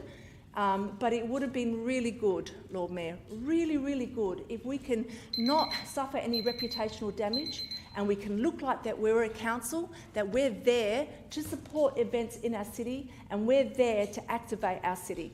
But it doesn't look like that we're that type of council. Thank you, Councillor. Councillor Martin, are you going to sum up? Oh, sorry, Councillor Couros' motion, I apologise. Before I put it to the vote, could I just point out that having been through 19 significant budgets for big organisations in my life, it is quite common for the CEO to ask directors to make cuts. It's a pretty normal process, and I don't think we should...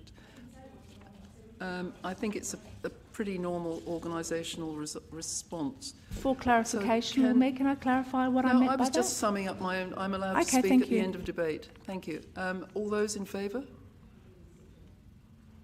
All those against? That's carried. Thank you, members. Did you want a division? Division called. Members, a division has been called in relation to item 19.3. Please stand in favour of the motion until your name has been called. Councillor Noon, Councillor Elliott, Councillor Lee, Councillor Siebentrip, Councillor Giles, Deputy Lord Mayor and Councillor Martin. Thank you. That's carried. Thank you. So we're now moving on to 19.4, which is Councillor Martin and AI policy.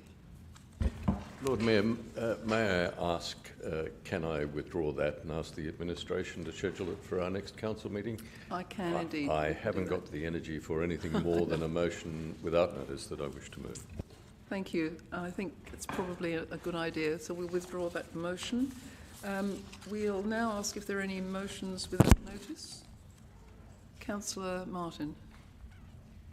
Thank you, Lord Mayor. I did send to the administration a little while ago, and I do ask the administration to check the spelling because I didn't. I think that's right. Thank you. Lord Mayor, this is a motion of condolence.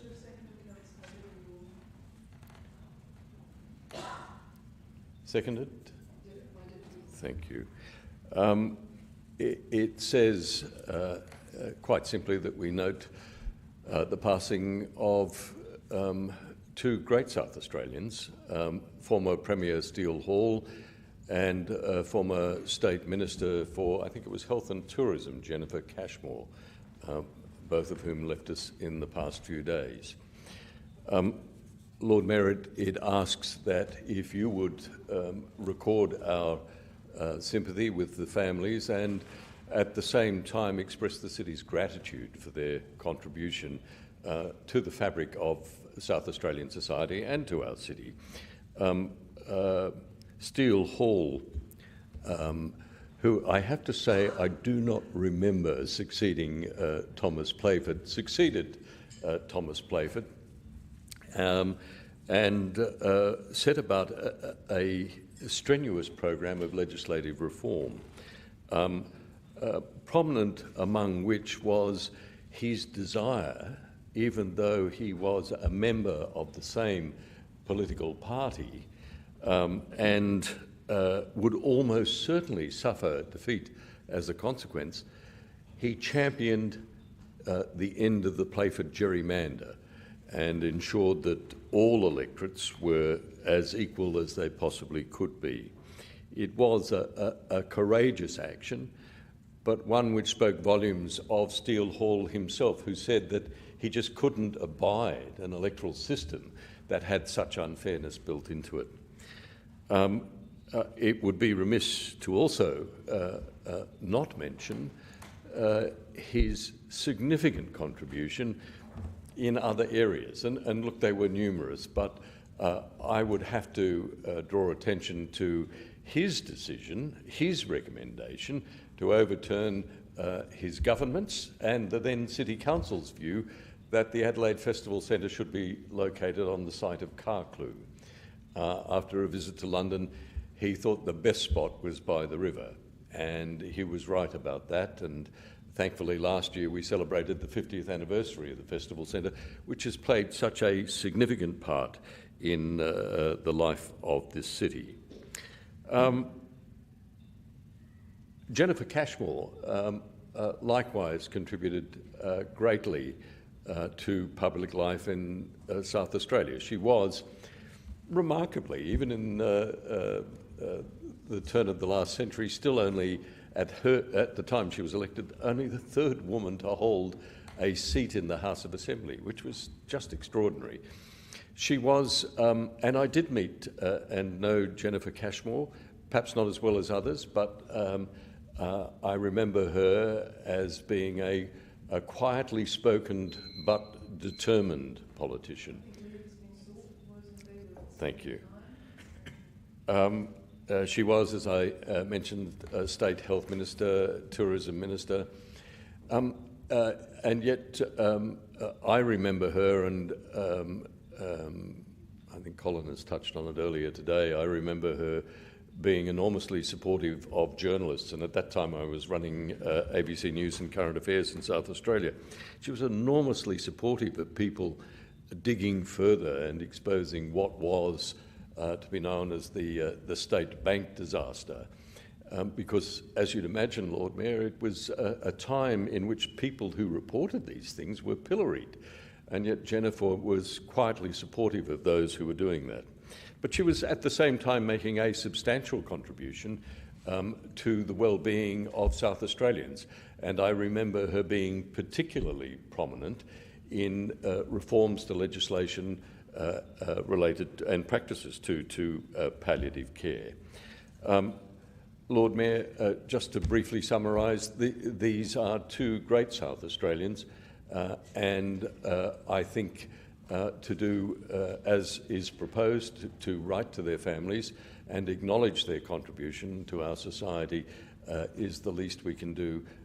They were giants of their time and helped to change and make South Australia what it is today. Thank you.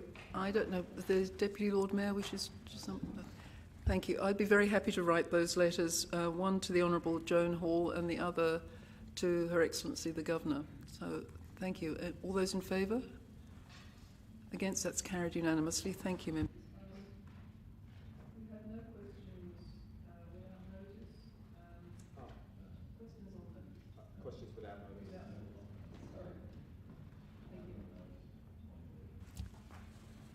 Councillor. Thank you, Lord Mayor. Lord Mayor, I did email something through. I'll look to the governance staff to see whether if that question... Could we just call up the words? Can we have it magnified? It's very small. Thank you. I think that's through you. Through the presiding member, the response to the questions, plural, are as follows. The ability for members of the public to stage a rally or protest is covered by the Public Assemblies Act 1972 and does not require council approval. Therefore, unless a protest requires the use of public infrastructure, there's no permit required. So in terms of, just for my understanding, Acting CEO, so if a group do want to organise a protest or a rally, would they not apply to the council for a permit? I understand if that permit needs to, if that permit essentially operates under a piece of legislation, but what I'm asking is there another document, or is there there is not? I don't think there is. No. We have there is no control. permit. We are council is notified, as is SAPOL.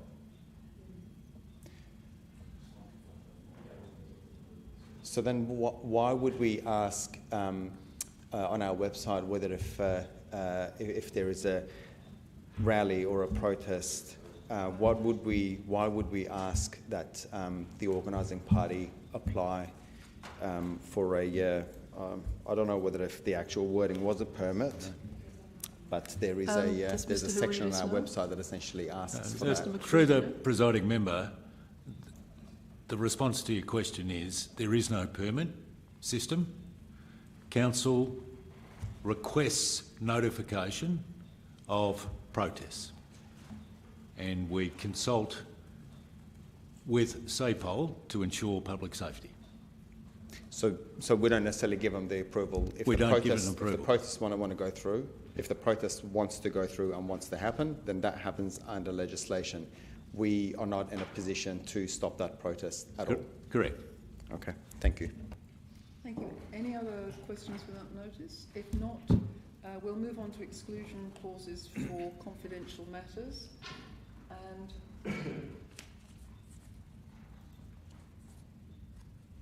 it's 25, I think, is it?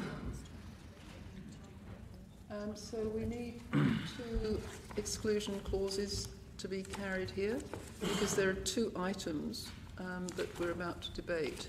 So could I ask if someone would move exclusion clause for item 24 first? Moved by Councillor Giles, seconded by Councillor Ho. All those in favour? All those against? That's carried. Now can I ask if someone would move the other exclusion clause? Item 25(1), moved by Councillor Noon, seconded by Councillor Siebentritt. All those in favour? All those against? Two exclusion clauses have been carried. So the first item